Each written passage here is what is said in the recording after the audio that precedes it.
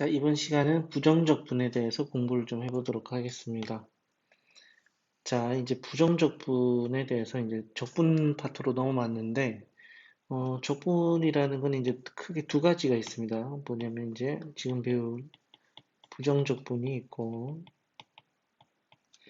정적분이 있다는 거예요.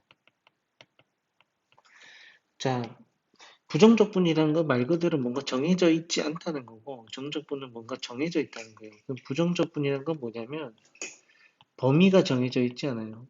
보통 적분을 할 때는 범위가 주어져야 돼요. 어떤 범위 안에서의 적분을 할 때 그 범위가 주어져 있지 않은 거를 부정적분이라고 그러고, 정적분의 정의는 이제 범위가 정해져 있다는 거죠. 범위가 있고 범위가 없다의 차이인데, 사실 이렇게 범위의 차이뿐만 아니고 근본적인 또 차이가 있어요. 뭐냐면 부정적분은 다른 말로 보면은 역도함수라고 보면 돼요. 역도함수. 역도함수란 건 우리가 도함수 미분하는 거의 역과정이라고 생각하면 되고, 정적분이라는 거는 이거는 조금 다른 개념이에요.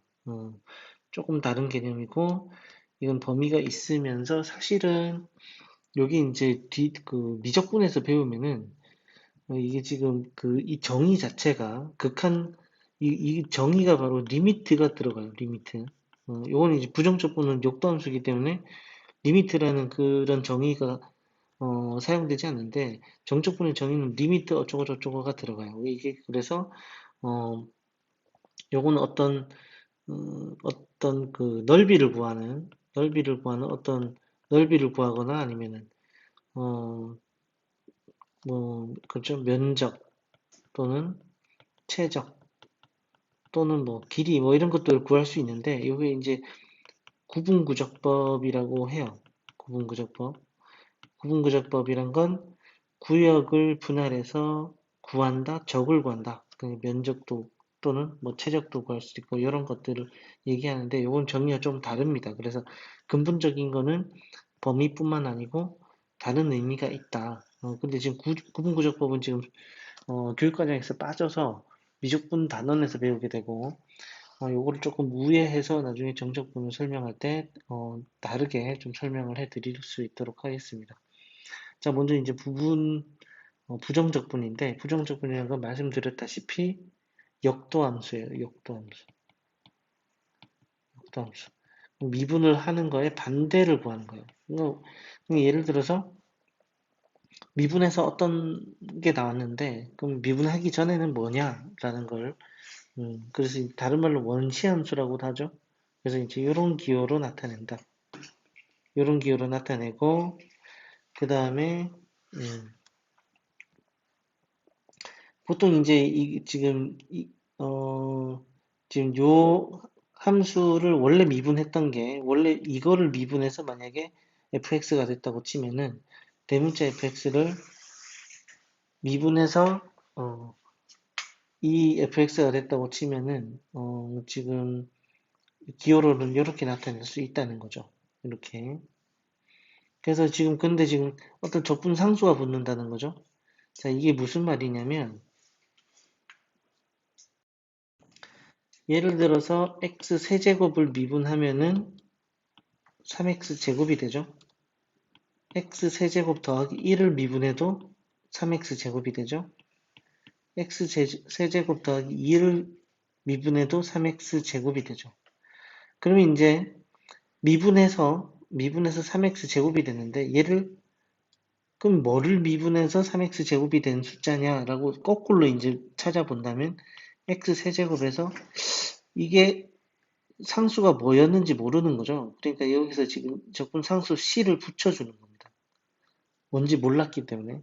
적분 상수 같은 건 미분하면 없어지기 때문에 다시 거꾸로 적분을 딱 했을 때, 이 적분 이 상수 같은 상수는 이제 기본적으로 이제 붙여줘서 원래 상수가 뭐가 붙었는지 모르죠. 그러니까 이제 c를 붙여서 우리가 이제 이렇게 적분 상수라고 표현을 해주는 거고, 음, 쌤이 설명하는 그 내용들이 여기 나와 있죠. 그렇죠? 이렇게 나와 있습니다. 그래서 우리가 이제 fx를 우리가 x에 관해서 적분을 하면은 요거는 예를 들어서 대문자 fx를 미분했을 때 fx가 된다고 치면은 이건 이제 적분하면 거꾸로 대문자 x에 더하기 적분산수 c는 부정적분에서는 반드시 c 붙인다 라고 보시면 되고 이렇게 표현할 수가 있어요. 자, 이런 식으로 표현이 되는 거고, 뭐, 적분기호에 대한 뭐, 유래는 이런 식으로 맞죠? 합을 뜻하는 라틴어에서 이제 s를 길게 늘어뜨려서 이제 인테그럴이라고 쓰는 이런 것들, 예, 요거. 자, 여기서 보면 적분 C는 이제 상수함수 EX의 부정적분과 같이 하나로 정해져 있지 않기 때문에 C를 표현한다라는 겁니다. 그래서 어, fx의 부정적분은 상수 c가 붙기 때문에 여러 가지가 존재할 수가 있다는 거죠. 그러니까 예를 들어서 y는 x제곱도 자, 미분을 해주면은 이제 2x가 되는 거고 y는 x제곱 더하기 1도 미분을 해주면 2x가 되는데 자, 우리가 이거는 사실 접선의 기울기죠. 접선의 기울기. 미분을 해주면 접선의 기울기예요. 그러면은 y는 x제곱도 마찬가지 y는 x제곱 더하기 1도 마찬가지 어느 지점 x가 1에서의 접선의 기울기는 똑같다는 거죠. 똑같다. 똑같기 때문에 이거는 어, 뭐 x 플러스 1이 될 수도 있고 x제곱이 될 수도 있고 그럼 적분을 해주면은 수많은 함수가 그죠? 존재할 수 있다는 거죠. 그 미분했을 때 그 함수가 되는 적분산수 C에 의해서 자 이렇게 생각할 수 있습니다. 그리고 또 한 가지 또 예를 들면 이 dx가 계속 붙죠. dx가 붙어요. 근데 실질적으로 미분을 한다는 거는 델타 x가 0으로 가는 액션을 취하는 거죠. 그러니까 바꿔서 말하면 델타 x가 dx로 가게 되는 거예요. dx로 가게 되는 거. 그러니까 우리가 실제적으로 x를 미분한다는 거는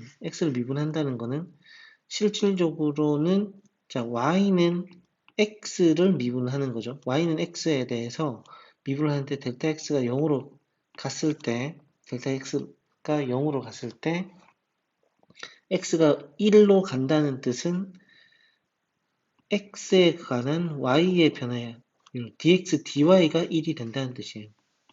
그러니까 델타 x가 0으로 간다고 치면은 얘도 어떻게 보면은 이제 그 델타 x인 거고 얘도 어떻게 보면 델타 y가 되는 건데 0으로 갈 때 델타 x는 델타 x라 표현하지 않고 dx라고 표현을 합니다. dx라고. 그렇기 때문에 이제 델타 x분의 델타 y에서 우리가 리미트 델타 x가 0으로 갈 때 우리가 이 표현을 dx dy라고 표현을 하죠. 물론 이제 dx dy는 둘 다 0으로 가는 애기 때문에 이건 분수는 아니에요. 분수는 아닌데 연산 자체는 분수처럼 많이 합니다. 그래서 요거 같은 경우는 y는 dx에서 우리가 미분을 양변에 양변에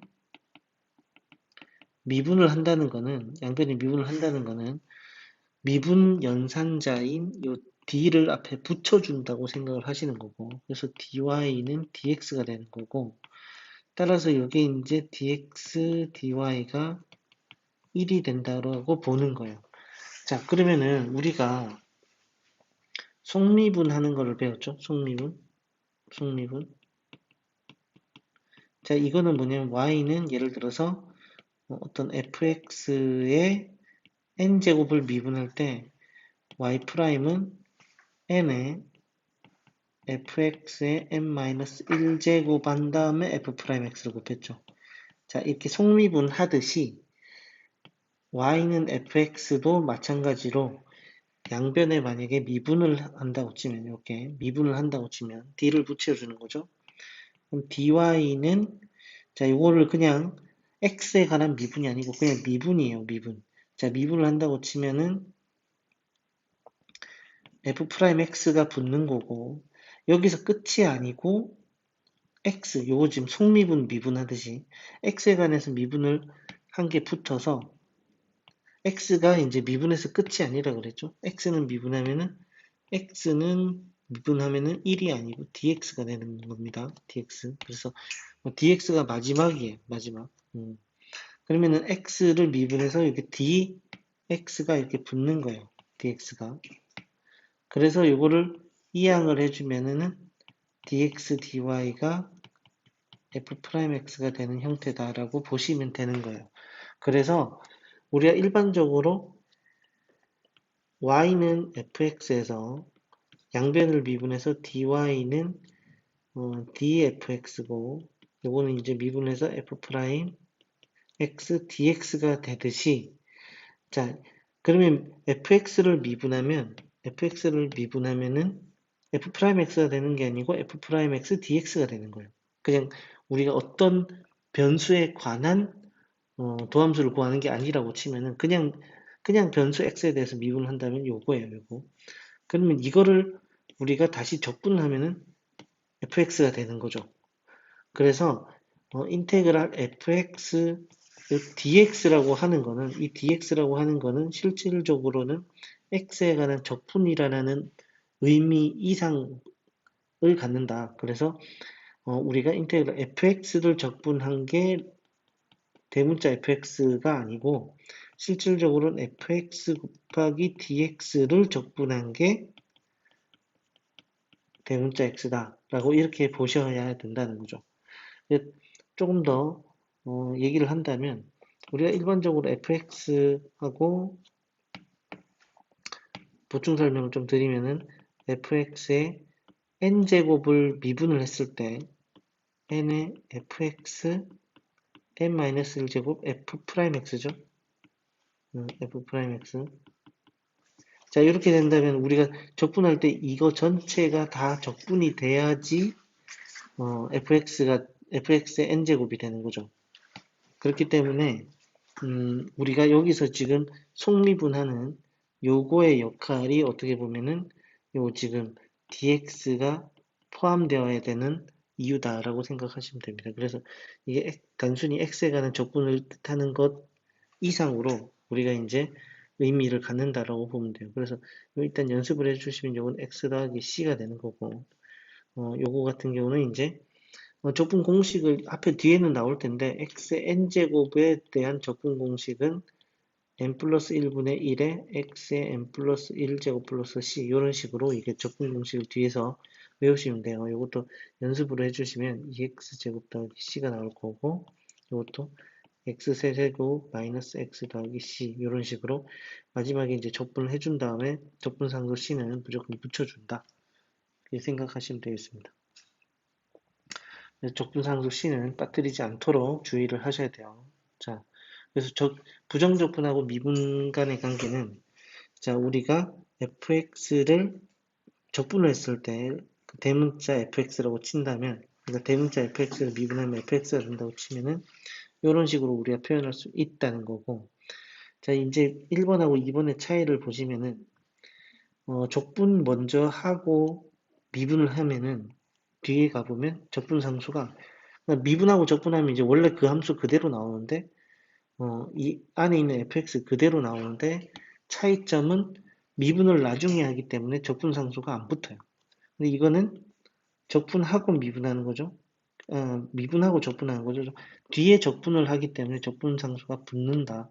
그래서 지금 미분하고 적분의 순서가 바뀐다면은 적분상수가 붙고 안 붙고의 차이뿐이다 라고 생각하시면 되겠습니다.